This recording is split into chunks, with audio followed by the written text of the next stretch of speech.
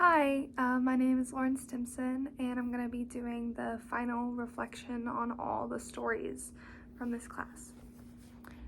Throughout this course, I have conducted observations, interviews, and self-reflexivity to help me answer what the LGBTQ+ community is like around me. For my conclusion statement, in conclusion, even though my place is stereotypically against queer rights, the people that I have surrounded myself with show more compassion and are more forward-thinking. For my reflection on place, living in a small town that is typically conservative and stereotypically anti-queer rights has an impact on the lives of me and others. I fear kissing another girl in public or even holding hands with someone that isn't a cis male. Of course, with negatives of living in a small town, there are also positives. I love living out in the country where I have no neighbors and I can let my dog run free without worrying about him getting hit by a car or running off. I love the fact that I can go out on a Friday night and always find someone that I know and can hang out with. Does that mean that me as a queer person could live a long, happy, free life in Farmville? Maybe, or maybe not, I don't know. It's a hard pill to swallow when I think about the fact that where I was born and raised might not be the best choice for me to have a full life if I am in a queer relationship. But yeah, so for my reflection on the stories, I interviewed my mom, my brother, and my best friend throughout the 3 stories.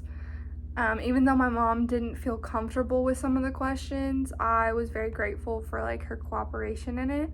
We had a long discussion before even recording the story, and I think that helped our relationship a little bit as well. When it came to the questions about the bathrooms, I was surprised that all 3 people I interviewed basically had the same answer, an answer that I agree with as well, that there should be more than 2 choices for a bathroom.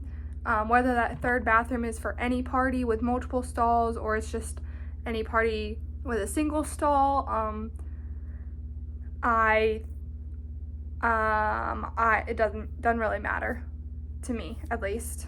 At the end of the day, I believe that all restrooms should be a single stall, actually, because it's just a lot more private that way. If there's a choice between a single stall and a female bathroom with 5 stalls in it, I'm gonna go to the single stall because that's where I feel more comfortable, more private. When it came to the question about teaching queer history within schools, my mom was very hesitant to agree that it should be taught. And up until this class, I was never taught anything about queer history, and I didn't even think to research it myself, honestly. But yeah, and also it was not surprising to me at all that nobody knew who Harvey Milk was. For the self-reflexivity, when it pertains to gender and sexual identity, as a bisexual woman, I believe that I will always fight for the needs of those that are being discriminated against. Whether I'm fighting for the rights of women making decisions about their own bodies, or fighting for the rights of queer people to get married or adopt children, I will speak loudly about those issues because they're issues that affect me. So I think that's why I feel that way. And for my closing, when you're trying to find out about any community, I would suggest doing as much research as you can.